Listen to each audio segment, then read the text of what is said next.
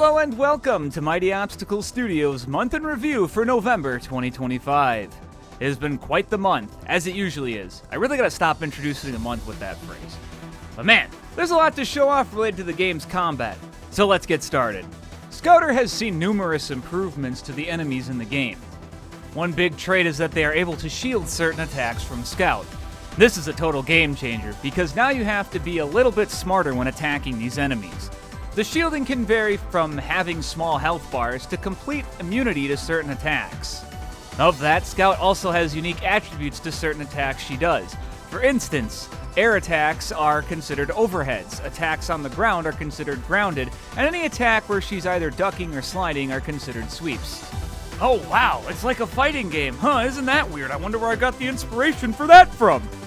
But the shield improvements, along with better collision detection systems for enemies, makes them a lot easier to make new variants of. There's a few things to still add, but this is still enough to add maybe more than half of all the enemies planned for the game.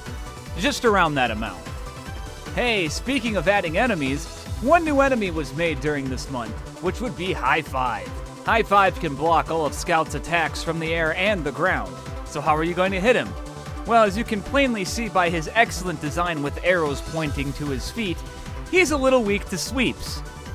High Five was a really good enemy to use to test all the new things I've added to enemies, and he can even attack Scout if the player doesn't realize, oh, I need to attack the robot from below. Now you might jokingly say, when are down low and too slow getting added?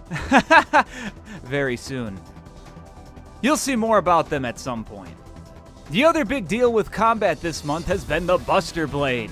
This is Scout's second weapon that she gets in the game. This weapon has combos on the ground that usually outclass the staff in terms of how much damage they can do. But in the air, it's not very good. Also, you can charge the Buster by running really quickly as opposed to holding down a button or anything like that. The faster you go, the more damage and knockback from the Buster, and it doesn't have an end cap, just like Scout. This turned out incredibly fun to make. I'm really grateful with how this is in the game right now, and I can't wait to add more to it. I might get most of this done by the end of the month. We'll see about that. Oh boy, it's lightning round time. So what small things did I do for the game? Well, all of Scout's animations are completely done. Her new model is all caught up with what her original model was able to do. For some reason, I added a Kiwami mode. It just makes the game green. That's it. I started work on another flying enemy. I plan to get this dude up and running at some point. I just need to make sure I can get its gun to work properly. I also made so that the first attack Scout does, no matter the weapon and no matter if it's in the air or on the ground, will always instantly attack. This makes it really helpful when going really fast. Also, we're registered for Midwest Gaming Classic 2026. Don't get too excited about that news though.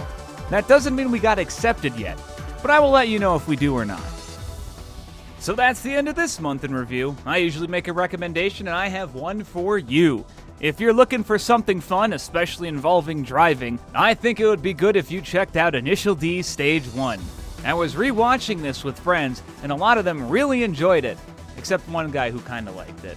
It's a really nice driving story about how someone is able to illegally drive for 5 years before they got their license to become one of the best drivers in the Yaquina Pass region.